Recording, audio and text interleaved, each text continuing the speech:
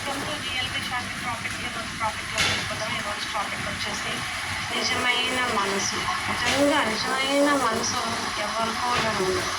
ఆ మనసుని అర్థం చేసుకునేవాళ్ళు నూటికి ఒక్కళ్ళు లేక ఇద్దరే ఉండొచ్చు. నిజమైన మనసు అంటేనే మనసుతో ప్రేమించిన వాళ్ళకే నిజమైన మనసు. అందరూ మంచోళ్ళు అని చెప్పను, అందరూ చెడ్డలు అనుకుని చెప్పను. అలాగే నిజమైన మనసుతో ప్రేమించిన ఒక జంట స్టోరీ నేను చెప్తున్నాను. చిన్నప్పటి నుంచి కలిసి పెరిగారు, కలిసి ఆడుకున్నారు, కలిసి ఉన్నారు. ఉన్న వాళ్ళకి మ్యారేజ్ చేశారు. వాళ్ళ మనసులో ఎలాంటి ప్రేమ లేకపోయినా వాళ్ళు పెద్దవాళ్ళు ఒప్పించి పెళ్ళిస్తే పెద్దవాళ్ళు ఒప్పించుకొని వాళ్ళు పెళ్లి చేసుకున్నారు. పెళ్లి చేసుకుంటే వాళ్ళు స్నేహితుల్లాగా అన్న చెల్లిలాగా పెరిగారు కాబట్టి వాళ్ళు మేనరకాలు కాబట్టి మ్యారేజ్లు చేస్తే అలా అప్పట్లో తెలియని వయసులో మ్యారేజ్లు చేసేసాక కొన్ని రోజులకి వాళ్ళు వేరే కాపురం పెట్టారు. అప్పటికి వాళ్ళ మధ్యన ఎలాంటి రిలేషన్ లేదు. అలా కొన్ని రోజులకి ఏమైందంటే వాళ్ళు జాబ్ల కోసం వేరే ఊరికి వెళ్ళారు. ఇద్దరికి చెరుకో షాప్ దాంట్లో జాబ్లు వచ్చాయి. చెరుకు ఆఫీస్లో జాబ్లు వచ్చాయి.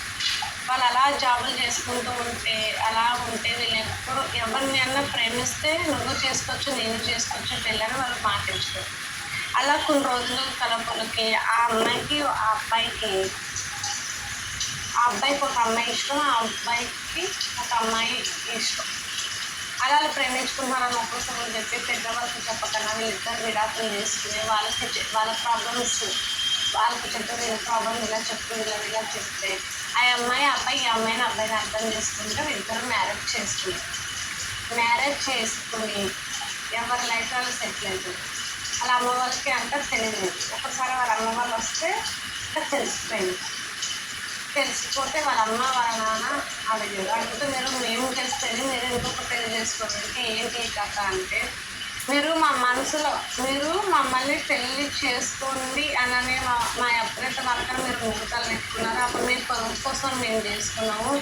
నా మనసులో తను లేరు, తన మనసులో నేను లేను కాబట్టి మేమిద్దరం ఒక నిర్ణయం తీసుకున్నాం. మేము చిన్నప్పటి నుంచి మేనమామ పిల్లలమే కానీ ఒకటే ఇంకా తిన్నాము, ఆడుకున్నాం, ఒక అన్న చెల్లెలాగా ఒక ఫ్రెండ్స్ లాగా ఉన్నాం. కానీ మాకు ఎప్పుడు అలాంటి ఫీలింగ్ కాలేదు. నా మనసు తను అర్థం చేసుకోలేదు, నా మనసు అర్థం చేసుకోలేదు. ఇద్దరం అన్న చెల్లెలాగా ఉన్నాం కానీ మాకు ఎప్పుడు భార్య భర్తలలో ఫీలింగ్ లేదు కాబట్టి మేము వేరే వాళ్ళు చూసుకుని హ్యాపీగా ఉన్నాము.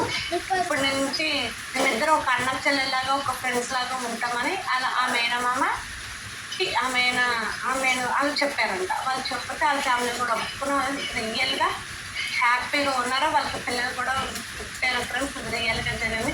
ఈ స్టోరీ కనుక నచ్చితే లైక్ చేయండి, షేర్ చేయండి, కామెంట్ చేయండి, పక్కన సబ్స్క్రైబ్ క్లిక్ చేయండి. ప్లీజ్ చాలామంది చూస్తున్నారు, సబ్స్క్రైబ్ చేస్తాం. మీరు సబ్స్క్రైబ్ చేయడం వల్ల నాకు ఇంకా ప్రాఫిట్ తీసుకురావాలని అనిపిస్తుంది. ప్లీజ్ సబ్స్క్రైబ్ చేసి పక్కన బెల్ ఒకటి క్లిక్ చేయండి. ఈరోజు ప్రాఫిట్ వచ్చేసి ఇంతే. Bye friends.